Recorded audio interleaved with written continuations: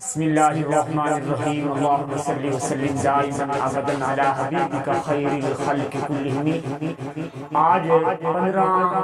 رجب المرجب ہے۔ آج حضرت امام جعفر صادق رضی اللہ تعالی عنہ کا یوم عرس کا دن ہے، تو اس حوالے سے امام جعفر صادق رضی اللہ تعالی عنہ فرماتے ہیں انسان کی چند حالتیں ہیں۔ فرمایا پہلی حالت انسان کی عالم ارواح ہے، تو یہ انسان کی فطرت ہے کہ جس عالم میں وہ رہتا ہے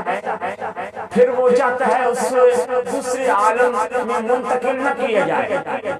جب دوسری عالم اس کو منتقل کیا جاتا ہے تو پھر انسان جو ہے وہ پریشان ہو جاتا ہے۔ جیسے جب یہ عالم ارواح میں ہوتا ہے تو اس وقت کہتا ہے کہ بس میں یہی کا ہو کر رہ جاؤں، میں نے یہی رہنا ہے، اب میں نے دوسرے عالم میں نہیں جانا۔ جب وہاں سے اس کا انتقال ہوتا ہے، یہ منتقل ہوتا ہے ماں کے رحم میں، تو پھر انسان وہاں ماں کے رحم میں ایسے ہاتھ باندھ کے رہتا ہے اور پھر چاہتا ہے کہ وہ ماں کے رحم میں رہے، اسی عالم میں رہے۔ جب اس عالم سے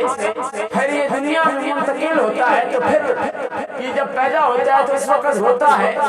ہم تو کہتے ہیں کہ یہ زندہ اس لیے رو رہا ہے، وہ رو اس لیے نہیں رہا ہوتا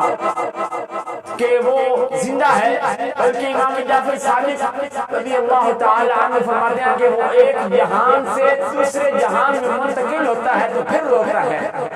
اور پھر جب اس ماں کے رحم کے عالم سے وہ منتقل ہو کے عالم دنیا میں آتا ہے تو پھر وہ سمجھتا ہے بس یہی رہنا ہے، بس اسی جہان میں۔ اب وہ نہیں چاہتا کہ اس جہان کو وہ چھوڑ دے، لیکن اس کے لیے ایک اور جہان ہوتا ہے، وہ ہے عالم برزخ۔ تو جب اس دار فانی سے انسان کوچ کرتا ہے تو پھر وہ پریشان ہو جاتا ہے۔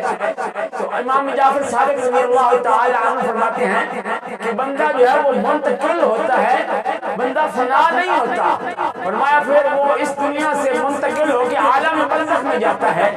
اور پھر عالم برزخ میں جب تعالی جب چاہے گا پھر اس کو عالم آخرت کی طرف منتقل کر دے گا، تو وہاں پھر اس کو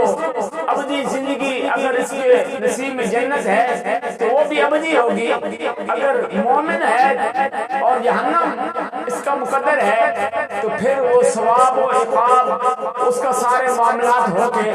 پھر بھی وہ جنت میں جائے گا۔ یعنی عالم آخرت جو ہے وہ ابدی ہے، اس سے پہلے جتنے جہان ہیں وہ ابدی نہیں ہیں، وہ سارے عارضی ہیں۔ عالم ارواح سے لے کے عالم برزخ تک یہ سارے عالم جو ہیں، یہ سارے جہان جو ہیں، یہ سارے ٹھکانے جو ہیں یہ عارضی ہیں۔ دعا کرتا ہوں کہ ہم سب کو امام جعفر صادق رضی اللہ تعالی عنہ کی تعلیمات پر عمل کرنے کی توفیق عطا